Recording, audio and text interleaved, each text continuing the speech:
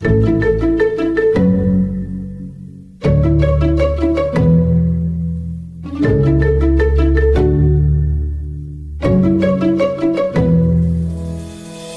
back to Business Better, a podcast designed to help businesses navigate the new normal. I'm your host, Scott Marty. I'm a registered patent attorney and a member of the Intellectual Property Department, Higher Education Group at Ballard Spahr. Ballard Spahr is a national law firm with clients across all industries and across the world.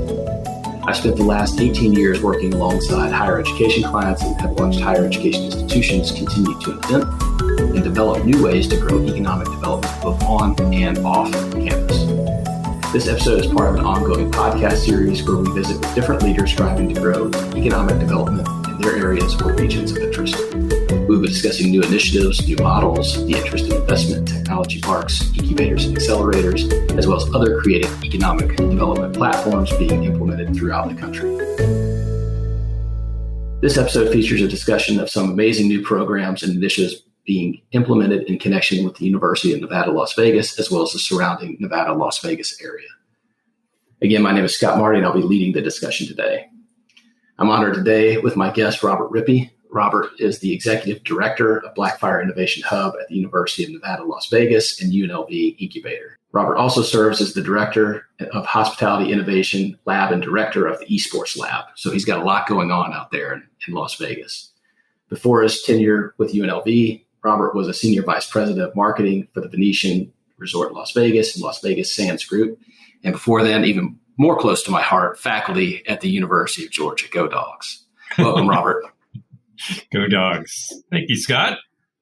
Thanks for joining me today. I'm really excited to kind of hear about some of the things that you've had going on. I know we've had the opportunity to spend some time together, pre-pandemic, but it's been about almost a year and a half since we've really had a chance to kind of sit down and chat. So I'm excited about having this platform so that you can not only share it with me, but can share it with a broader group of listeners.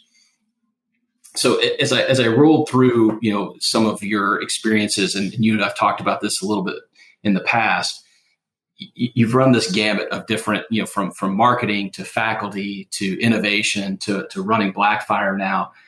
With all that experience, how far do you think we've come with economic development in just the last few years that you've seen things happening there on campus? It's a great question. I think it begins with the pandemic. We were probably moving along at a pretty good clip. We were developing new facilities. We were launching new programs.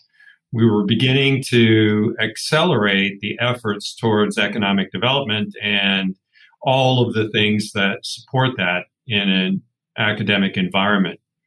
The pandemic obviously slowed everything and in some cases brought it to a screeching halt. There were several months where we mothballed the entire facility and everybody went remote, classes went remote, students went back to their homes, et cetera. And that kind of stopped everything. It really, curtailed activity. It's very difficult to do active learning and run active labs when you can't have a lab. You can't do that on a video platform. And then the pandemic ended, or didn't end, but started to subside and some normalcy returned. And that included opening up our facilities. Since the growth in the rate of vaccinations over the past few months, the activities have they've virtually grown exponentially. And part of that is due to the focus of some of the subject areas that we look at in innovation, hospitality, gaming, tourism, entertainment. Others, I think, has just been a general awareness that maybe there's a better way to do things, no matter what industry you're in. And that's driven bigger questions that ultimately result in these activities, to support that economic development.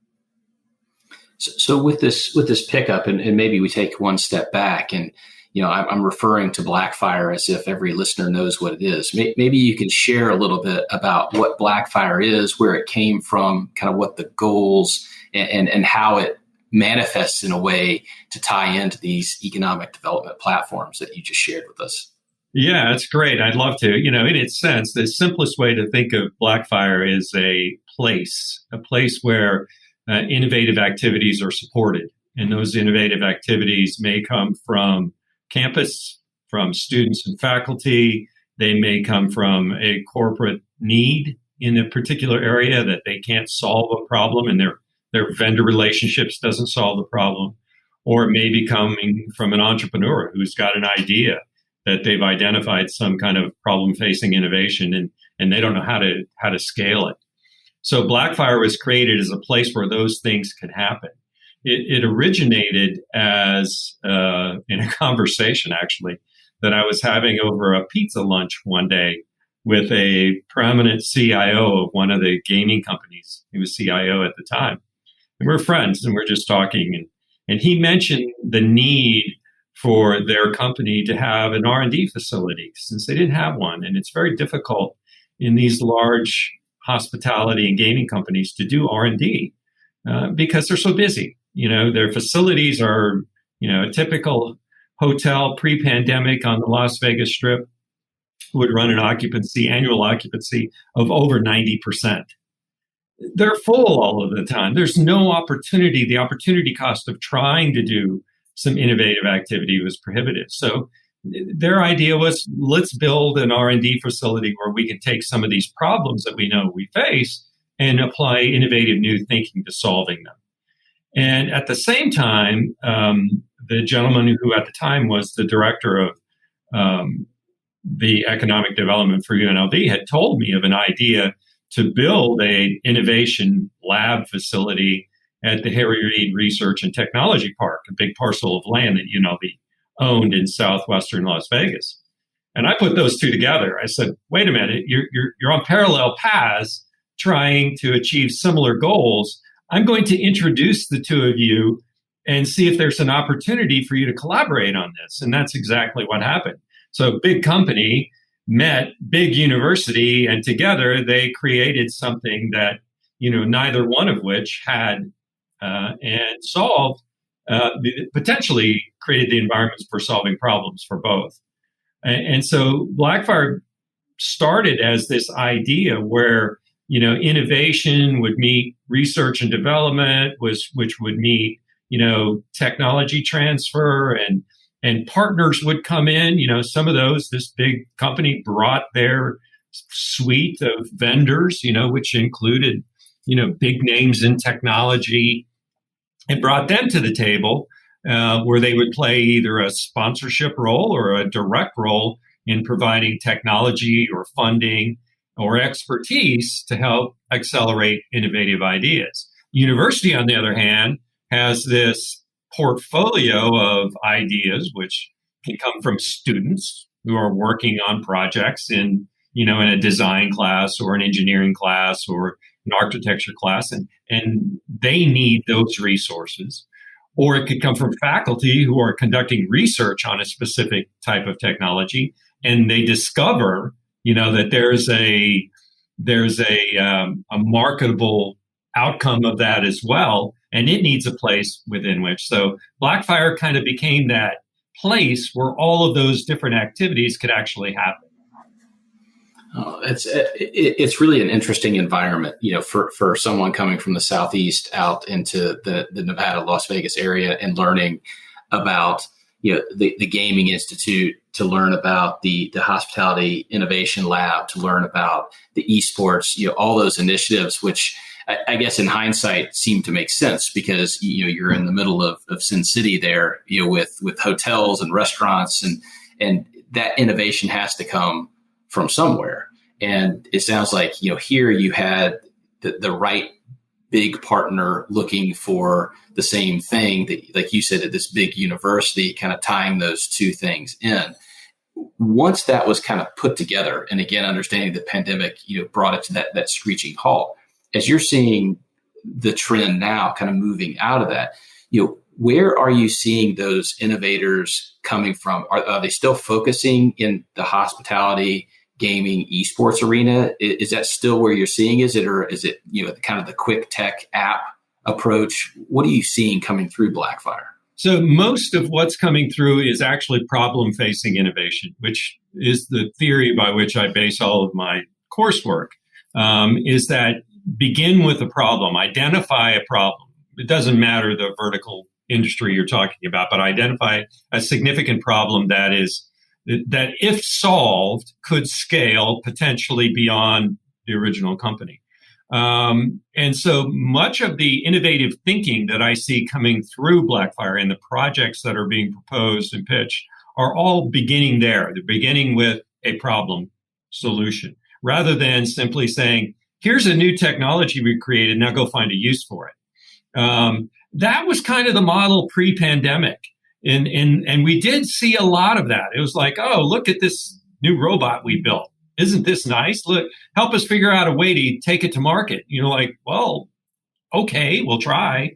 But one of the things that I think pandemic has forced upon us who think about this sort of thing is to reverse that thinking and say, okay, what are the problems that are constraining growth, recovery, et cetera? And we'll deal with hospitality, gaming, tourism for now, because it's just happens to be a big topic here, as you mentioned. Let's start there and let's take those major problems, find the solution. Now that solution may include the integration of some emergent technology. And now we've connected those two, right? We've connected the problem with this emergent technology for an application. And that will take root very quickly because now you've got the interest of big companies saying, hey, you're going to solve this problem for me. You got my interest, rather than coming to them and saying, oh, we've got this interesting new technology we invented. Would you like to invest in it? And those are two very different paradigms. And that first one is one that's been heightened because of the pandemic recovery and across the board.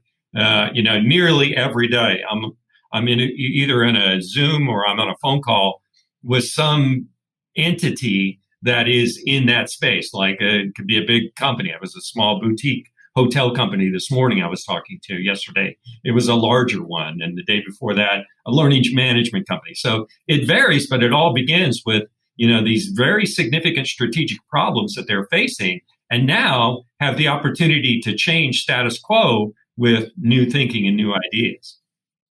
That's interesting because a question I've asked, a lot of my guests, through here is do they see a current emphasis, from the investment community? Because I think they're the latter of the two platforms, which is we have an interesting tech, where can we seek, investment? And with the program that you're identifying, it's like, is it a mischaracterization to say kind of the investor is the one who's investing in providing you with the problem to solve? Because would they then in turn kind of fund the project or get involved in the project that way to where some of the resources are actually coming from the entity providing you with the problem to solve? Well, yeah, and that's one path, and that's co-creation, right? So co-creation definitively is the end user or the client is the one investing in the solution because it's their problem, right? They just don't know how to solve it. And if you find and identify those entrepreneurs or that technology that will help them solve it and deliver that to them, they're standing there with a purchase order, right? So that's kind of what I'm referring to and saying with the emergence from the pandemic, that type of activity has accelerated. The other model where you have a group of investors, be they VC, angel, whatever, that are just sitting here looking for interesting ideas that they think can scale into a vertical and they want to invest it. That's still there. I'm just saying the prior one now has become much more prominent because these problems have emerged and saying, we need help. We don't know how to figure this out. And if you can come up with a solution, we'll buy it. We'll invest in it. So I think that has emerged to a much greater degree than it existed pre-pandemic. So I know when we started the conversation, as far as the impetus for Blackfire, at least in large part because of that main driver, co-partner that you have being in that gaming and hospitality and tourism realm, was where, at least in the early year or years of Blackfire, that's where we saw a lot of the innovation, taking place with some fun, there was some fun esports and gaming, going on there. And the stadium that you have there at Blackfire, which I encourage, if you're ever out there, you should take a look at. It's really something to see. But you mentioned just a few moments ago robotics, and so this trend of coming out of the pandemic, and granted, the examples that you've given so far have still been in kind of that hospitality tourism, but you mentioned robotics. What do you see on that platform now? So, on the one hand, you see the effect of the pandemic on the technology startups that were in the robotic space. They were falling like flies, right? They couldn't sustain themselves when they're developing an advanced technology for which the applications and the customer base was still vague. On the other hand, you have pretty significant demands now from an industry. And let's take hospitality, for example, where you can go on any news site right now and see that they are facing critical labor shortages. And so they're like facing this growth in demand and not being able to fulfill it because they've got labor shortages. Labor shortages in many cases that can be ameliorated or partially solved through technology like robotics. So now you suddenly have a need for a technology that 3 years ago people would look at and go, oh, that's nice. That's interesting technology, but I'm doing perfectly well with what I got. Why do I need that? Today, it's like, I got a massive labor shortage. I need something that will enhance labor efficiency. What can you deliver? And maybe that labor efficiency can be affected by something that affects, redundancy or precision in a task. Well, that's definition for what robots do really well: redundant, precise tasks.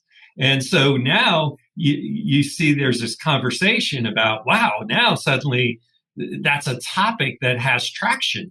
And if you're in that field and you survive the pandemic, you may just find that there are customers now, who say, look, if you deliver your technology that can do this, I'm buying, because I'm at a critical point right now. I don't know what else to do. I'm running out of resource that I used before, people, and I need help, and labor is a critical one. It's not the discussion is not about replacing humans with, robots. The discussion is, I can't find enough humans. I need something, or I've got to curtail my supply.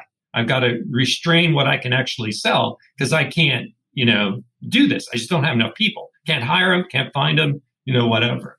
So I think that's the driver that has changed the environment around this discussion, specifically around robotics, but that also applies to other areas of tech as well.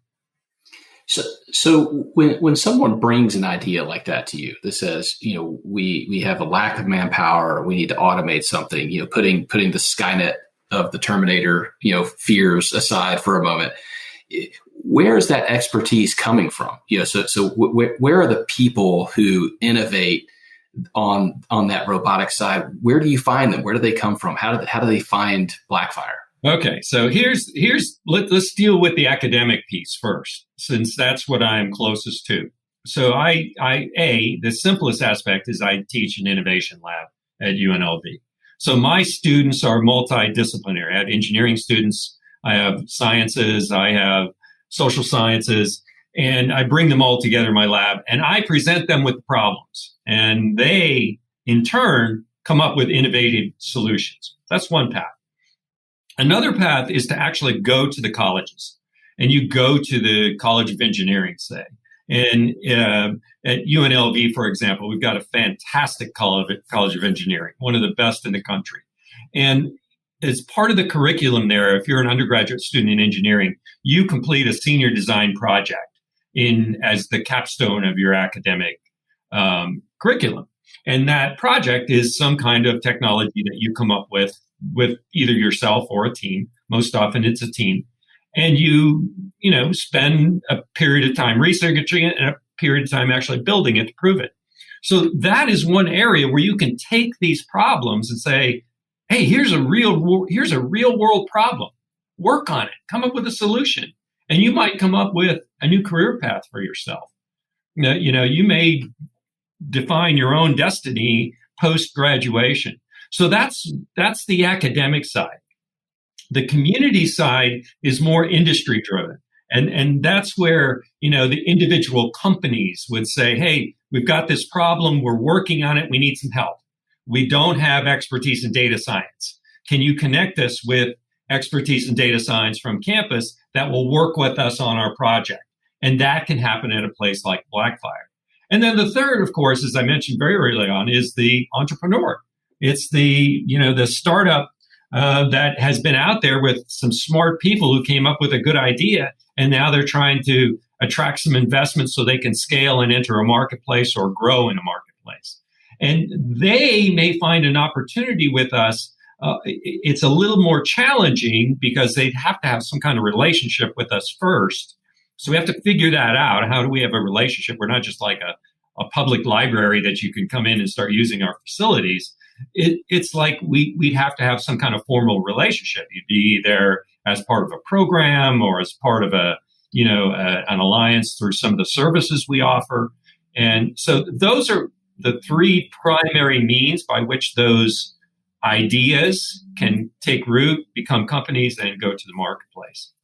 That's interesting. I think overall, it sounds like it's a pretty interesting ecosystem that's out there, right? And one that folks like yourself are connecting the dots, right? Is just kind of. Yeah, Scott, ecosystem is a very good word because it is what you're building. You're building a series of connected but separate components that define the entire machine that takes inputs and produces outcomes. Those outcomes being commercially viable products or services. And there are different parts. There are academic parts. There are corporate parts. There are research parts. There are technology company components.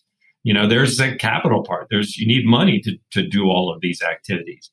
And so you take all of those and say that, you have to build all of that first. And that's where that's as an entity, UNLV, that's what we've been doing, is building all of the resources and the facilities in order to do those things.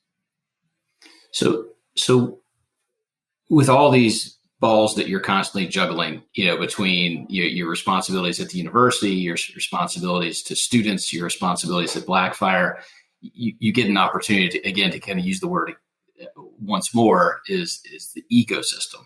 In the ecosystem you have now, like, what do you think out there in Nevada or in Las Vegas that you think you have? And then where do you think that there's still, a need for what you're doing? Is it the funding side? Is it the tech side? Is it the development side? Where is it that you have it? And then where is it that you need it? So here, what we have are certain resources that are very difficult to replicate anywhere else in the world. So at surface level, when you say Las Vegas to someone, people think, okay, gambling and entertainment, right? I go there for a weekend. They don't realize that, nearly every industry has their biggest trade show in Las Vegas. So every industry comes to Vegas for business purposes. And it doesn't matter what it is, data science, automotive, manufacturing, technology, they come here to showcase products and make sales and meet. So you have a confluence of industries that are going to be here. That's a very powerful incentive to also be here innovating because you could have potentially access to them. Second thing is that, we think of these large companies that are based in Las Vegas that are on the Strip as these gambling companies, right? Or hotel operators. Yet they are much, much more than that. These are data science companies. These are leading edge technology companies. These are entertainment companies on a scale most people can't even begin to imagine. And then they are also hospitality and gaming companies. So that definition of what they are is very broad. That being said, it gives the opportunity to innovate in multiple areas. Data science, for example. Who can you think of that have loyalty programs with hundreds of millions of members? Gaming companies. Who can you think of who deal with gaming? Gameplay, not just gambling, but gameplay on a daily basis. Gaming companies. Who deals with cybersecurity on the scale of that is unimaginable except in governmental agencies, gaming companies. Who deals with payment systems? Gaming companies. So my point is that they are much bigger than simply the stereotypes we place on them. And because they are mostly headquartered right here, being here puts you in proximity to them for development, for co-creation, for resources, for investment, and for clients, for potential customers, for whatever it is. So I think what Southern Nevada and Blackfire and everything that's happening here in our ecosystem offers is access to all of that in one place. It's pretty hard to find a place where all the major banks in the world are located. Yeah, there's a lot of them in New York with different divisions, but all of the gaming companies are here in Vegas. They're all big in entertainment. They're all big in retail. They're all big in data science. They're all big in loyalty. They're all big in paymentless, casino projects. So you've got all of those different verticals all co-located here. Plus, guess what? As I said, all those verticals come here for their trade shows. So all of the players in there are going to come here at some point during the year. So what are you missing then? Capital. You're always short on capital. You're always chasing it. And that's one of the immaturities of this ecosystem is it has not developed the level of investment capital that take Silicon Valley, take Austin, take Atlanta, the Research Triangle Park, whatever it is. You look at those. They have very mature investment infrastructure, right? They know the investors, the money is there because they know that the ideas are there. We're building the ecosystems, or have built the ecosystem for the ideas. The investment ecosystem is not yet here. It needs to catch up. And it will when we begin to produce these products and we begin to produce the outcomes that attracts their attention. I mean, we've had at Blackfire, we had a PE company move in a few months ago that were looking at Las Vegas. So it's beginning to work, but it's not at the level we need yet. It's still hard for a scaling up startup to find capital here in this area. They can find it somewhere else, but they're in all likelihood going to say, well, why are you in San Francisco? Why are you in Las Vegas? And it's like, well, lots of reasons, but I think that's the piece that we need a lot more attention on. And there is a lot of effort. Don't get me wrong. It's not like we're just standing by and waiting for it to happen. There's a lot of people who are putting concerted effort in developing the resource of investment capital as well. No, I think, young companies and young techs are always chasing the dollar, right? And so I think even when you're in the Silicon Valley or you're in the Boston or Atlanta or Austin or the Silicon Slopes up in Utah, that you're still, even if it's there, you're still chasing it. But I think it's an interesting thing to think about because the Austins weren't always the Austins, right? Something had to have that trigger, and perhaps Blackfire is the fuse that needed to be lit to really shine a light on everything that you've shared. The technology in areas that are unparalleled to anywhere else in the world, to have that confluence of players and opportunities and access to. I can only imagine millions of people who roll through Las Vegas for something other than a vacation. But I've had the opportunity to be at CES, and I've seen things, where it's just takes over 3 or 4 hotels, and it's just technology everywhere. It's 3 or 4. It takes over all of them, Scott. There's 250,000 people come into the city for that show. It takes over all of the hotels. Everyone here practically is here for CES. So, that's, most people just don't have the optics to just how big and how much of that happens in this city. But there's very few places where you find that confluence of all these vertical industries having their major annual trade shows in one location. They're right here, and for good reason. This is a good place to have it. We have the logistical capacity to handle them. In the airport, and you've got the super easy international airport there. So if we can switch gears for a moment, and we've talked a little bit about students. Maybe you can share some of your experiences. And if I understood correctly from another conversation that I had, that you're involved with the Student Innovation Center as well. Did I hear that right? Yeah. I'm actually sitting in it right now. We are in the process of finishing it. It's not quite done. We're still waiting for some of the equipment to come in, and it's all been delayed because of the post-pandemic supply chain issues that everyone is facing. So we're waiting on some classroom tables, things like that.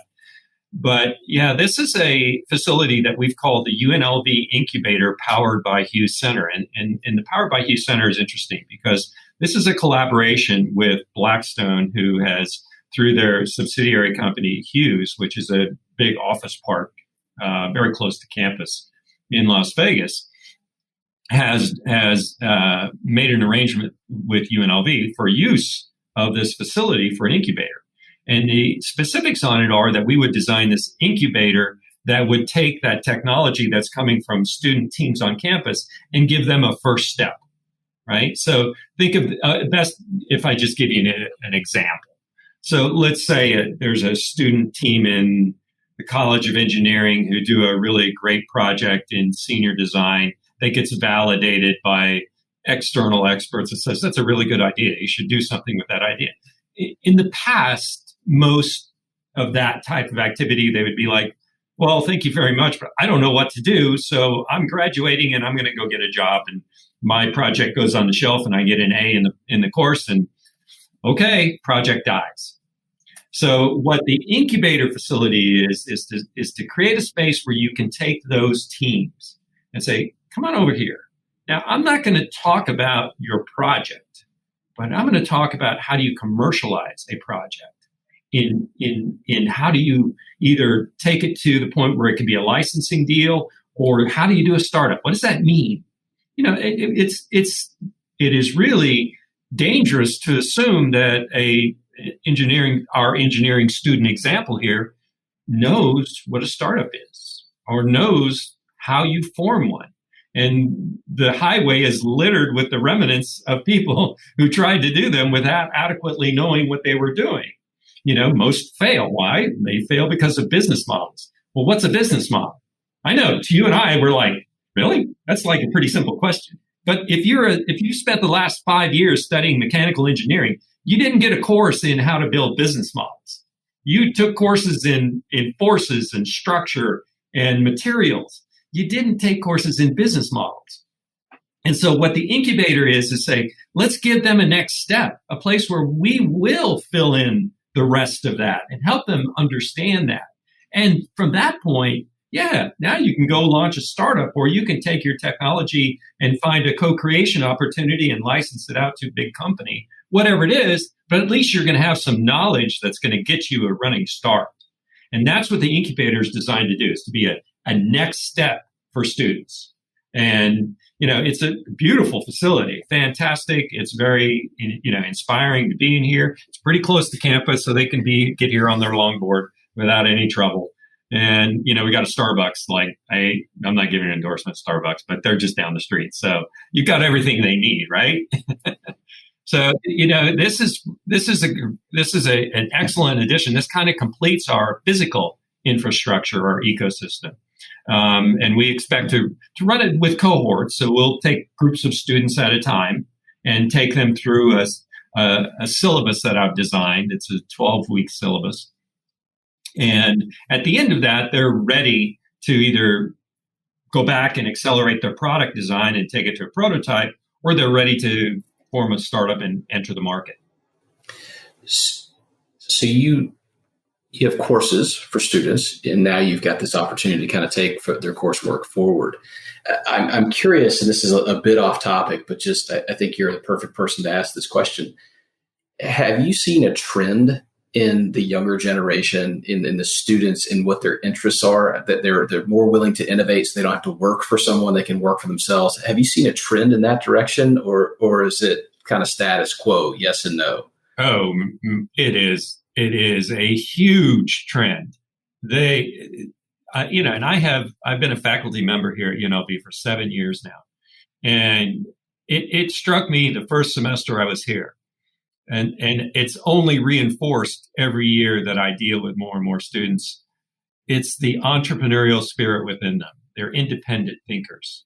They want to do their own thing. They want to change the world. They want to follow, I don't like to use a cliche and follow their dream, but they're not. They're following their passion. This is what they like to do. So this is what they want to do for a career. Well, how can I do that? Does a company employ me to do this? I'm not too sure. I kind of like that structure. I like being more freewheeling about it. So and of course they know what entrepreneurism indicates, or at least the perception of it. So yes, very, very strong emphasis in the generation of students that are moving through our higher education system now towards entrepreneurial thinking. And I see it across campus, whether it's in the sciences, in engineering, in liberal arts, in fine arts. It's just, I want to do this. I want to at least give it a try, right? That's the answer. I may have to go work for a big company or work for school at some point, but I want to try this now because I have passion for it and it's in my mind.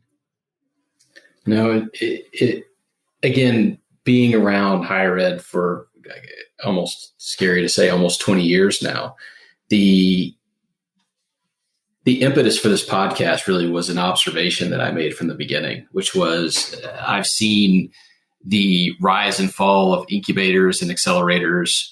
I've seen the traditional licensing approach, let's just file a patent and then try and license it out. Let's not develop it ourselves.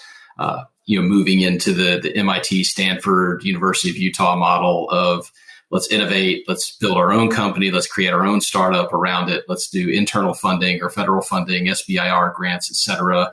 Let's get it to that next step, then let's try and find angels and moving it that direction. But one thing that really struck me in the last, let's say 5 years, and for whatever reason, more so in the last 2 years, I think is programs like yours, right? Is programs like the Lassonde Center out at the University of Utah, is the investment in students, is finding platforms for 20-something, young 20, sometimes teens, building a company, having that passion and enabling them to drive their technology forward, and not necessarily the traditional incubator or accelerator, but in large part it is an incubator and accelerator. It's an incubator of ideas. It's providing them the tools and the means and the education, as you mentioned, to learn how to run a company, right? Because it's one thing to say I'm passionate about making X or I'm passionate about doing something, but rarely do you have the opportunity to do that alone.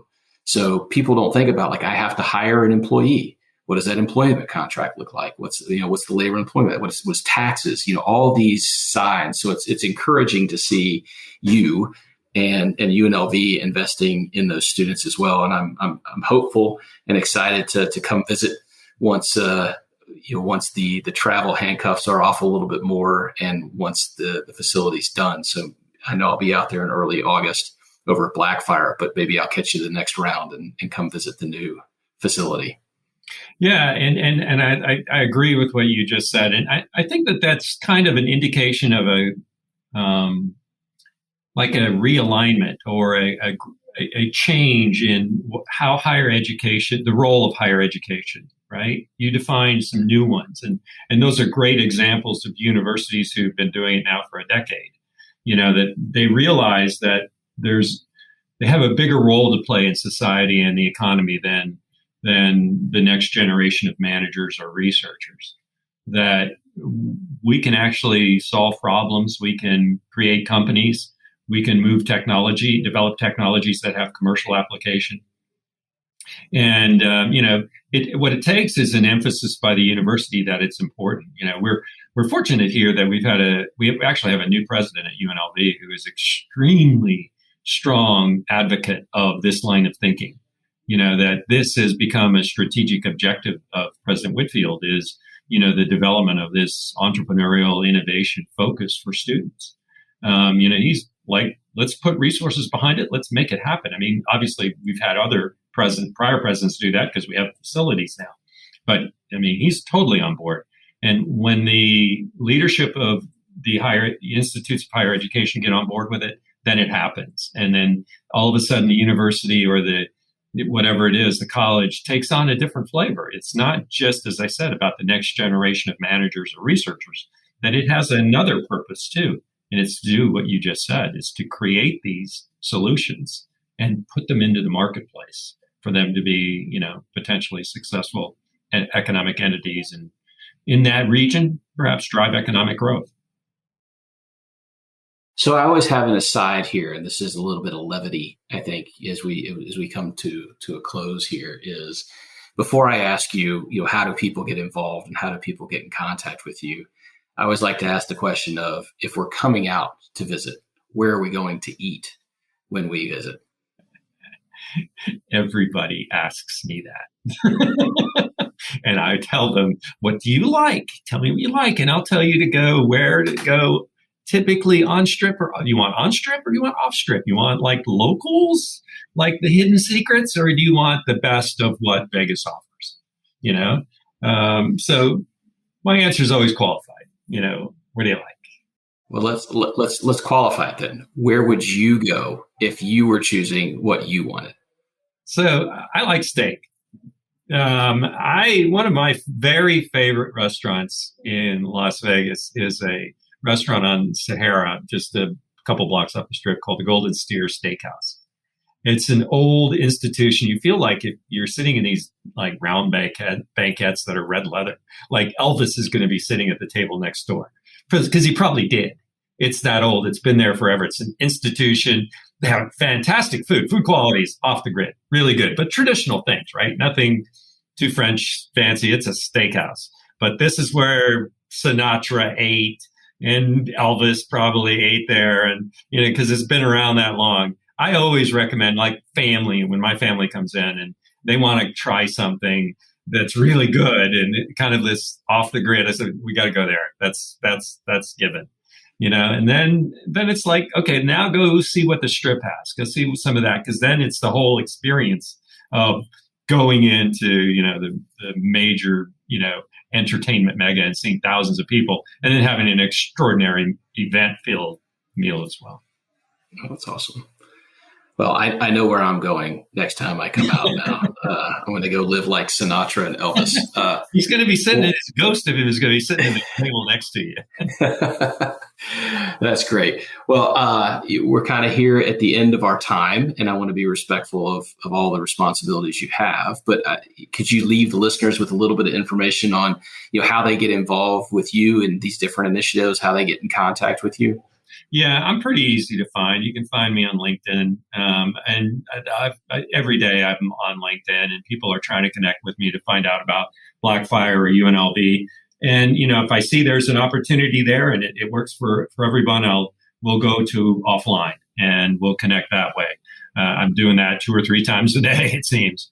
That's probably the fastest way for the general listener. Otherwise, you could find me at UNLV's directory. I'm pretty easy to find there, and Blackfire's pretty easy to find as well. Blackfire Innovation, Las Vegas. We'll Google that, you'll find us. So those are the easiest ways. Wonderful. Well, I'd like to thank you again for making time for me. So thanks, Robert Rippee. Really appreciate it. Can't wait to get out there and see some of these things with my own eyes again. It's been a long time since I've been out to the desert. So looks like it's going to be in the middle of the summer, but maybe I'll catch you in the fall. Yeah, definitely. All right. Thank you, Scott. It's been a pleasure being on with you.